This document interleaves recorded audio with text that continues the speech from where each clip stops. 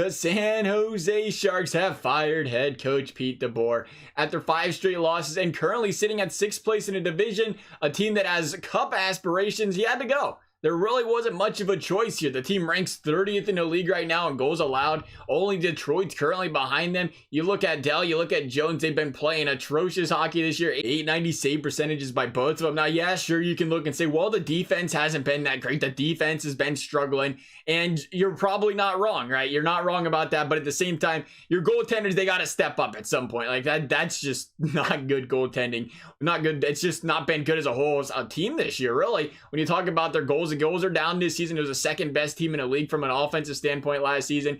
You talk about how this was virtually a top 10 defense every single year that DeBoer's been coached prior to Erik Karlsson coming. It makes you wonder what happened. What happened when Erik Karlsson came that they couldn't figure out the code there? You thought Erik Karlsson came to this San Jose Sharks team and it was going to be next to unstoppable. It was already a dominant force in the league. You bring in a guy that carried the Ottawa Senators to the conference finals, for crying out loud, and they haven't been able to make it work on defense since, it seems like.